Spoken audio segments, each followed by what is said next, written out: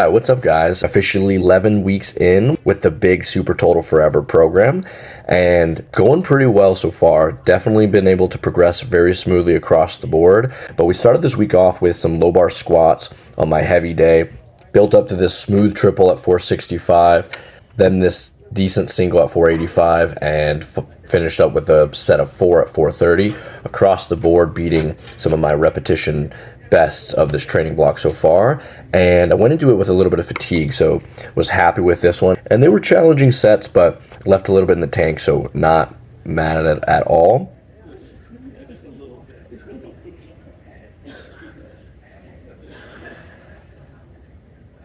Then we moved on to snatch primers and built up to this 195 with a snatch high pull, muscle snatch, and no foot hang snatch.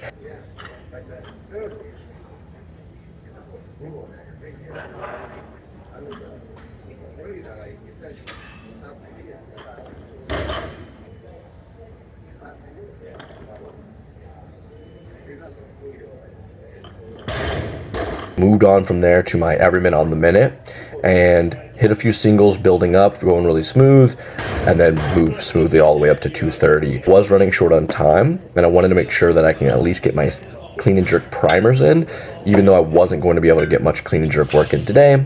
But due to the extra fatigue that I was feeling, I was totally fine with that. So in that capped day one, it was a little bit of a shorter workout, and then we moved on to day two, where things went pretty smoothly overall. Was able to build up, hit 365 for a 4, and then you'll see here I hit this 395 for 2, and that was a new 2-rep max, and it's really exciting because it's knocking on the door of being able to rep out 400 pounds. I mean, it's 5 pounds away from that, so that's really cool.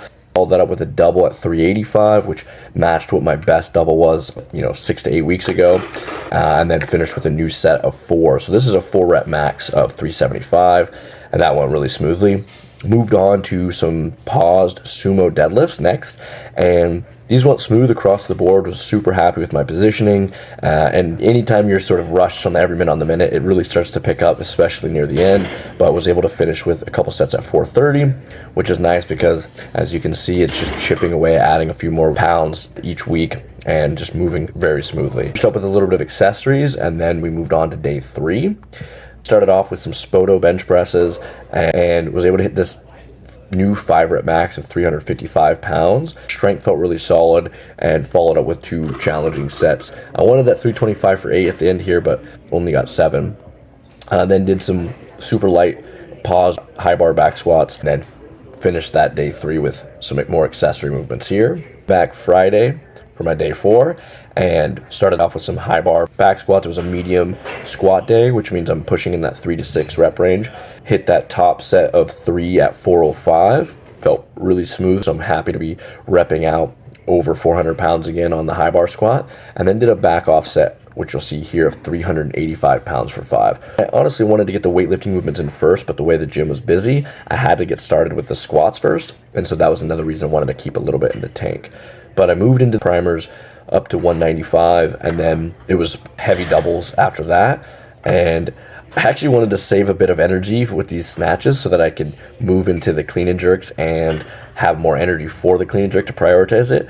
But it's something about when you start working through the snatches, you're getting close to hitting certain things, and you don't want to let go and move on. You want to finish the job. So made the jump from 225 to 245 and hit this double at 245, and it can be a bit more crisp, but the fact that I'm able to consistently double 245 is really cool. And then I went for a cheeky 2-rep PR here at 250 and just misgrooved it, and it didn't go, but it wasn't really a strength issue, it was just technical.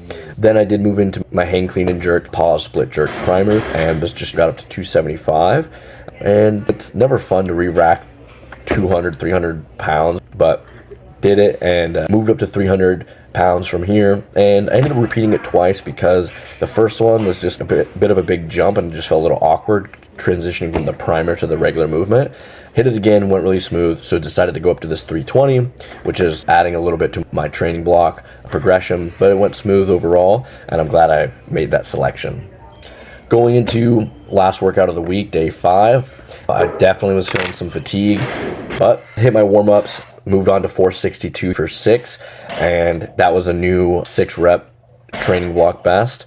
So after that 462, I was kind of trying to find the right combination of weights here. And when you're mixing kilo weights with pound weights, you get a little funny here. So you'll see I really wanted this 500 pounds for my top set of 4. So I got my fifth 2.5 1-pounder and a half-pounder on there to get me right at that 500 pounds, or a bit over, a couple decimal points over. But this went pretty smooth. Struggled to maintain position a little bit on here, but feeling pretty strong, starting to rep out 500 again on conventional deadlift, and that's putting me in a pretty smooth spot to start hitting some all-time PRs. So I'm happy with that. And then just wanted to do a back off set here at 492, and I knew I could do at least 4, and if it felt really smooth, I'd go for a 5th, and it didn't feel super smooth, so I just stuck with a set of 4 here. Then went and head to the gym, started off with some banded bench over there, and I wanted to have a little bit of a different setup today, because one of the things I've ran into the last couple banded bench days is because of the rush of the every minute on the minute, especially when I'm doing triples, I've found that I'm running out of time to grab the next weight and put it on there. So this time around, I started a bit heavier at 185, and then I was basic chunks of 25-pound plates after that. So 185, 235, 285, putting me in a nice sweet spot where I wanted to be with the 20 pounds or so. Felt pretty smooth, and then I wanted to chip away at a little bit of a 3-rep personal best for this banded bench press setup. Hit this top triple here at 310 pounds. Went pretty smooth, but I knew it was going to zap a little bit out of me, especially at the top. And I dropped back down to 285 because I knew that that was a consistent weight that I could beat from some previous weeks. Hit that again and again. And then this last set of 285 here, I kind of struggled a little bit with the lockout. So I was like, let's play it smart. One more back off set, but this was a volume personal best and top set personal best. So happy with that banded bench, and that's been going pretty smooth. And then finished with some light front squats, and wasn't super happy with the position. Technique or mobility was a little bit tight, so I want to keep really hammering those positions and improving my front rack, because I know that's just going to help with clean and jerks and front squats across the board. And then finish with some accessories. Just really cap the day off with some volume in the shoulders, quads, hamstrings, biceps, and really expecting to be deloading this upcoming week. But funny enough, every time I get to this point where I'm like, man, I'm starting to accumulate a little bit of fatigue, and I think I might need to deload my next workout, my next week. Recovery happens, and I feel okay going into it. So, or I feel fatigued, but then the performance is there, and there's no pain or anything. So it's kind of just riding that fine line between this is challenging training, I'm accumulating some good stimulus, some fatigue along the way, but I'm recovering from it, and training keeps progressing. So it's really just riding that fine line, but knowing when to drop a few sets or when to call it a day on certain movements. That's what's helping me recover and make sure that I'm staying right on track and able to make that stable progress. So excited about finishing this week 11, looking forward to week 12, and I'm kind of just looking at where I'm at, and I'm about 6 to 8 weeks away from almost everything across the board being at all-time strength, which I'm really excited about, because normally you'll peak one versus the other. And one of the goals I've really made this year is I want everything to be at my all-time best. So I'm trying to get down to my leanest and get my all-time strength up. So it's a bit of a high order, but basically if you just try to get a little bit everywhere, it starts to steadily go up, and just being conservative with it and progressing consistently. So excited for that. See you guys in week 12.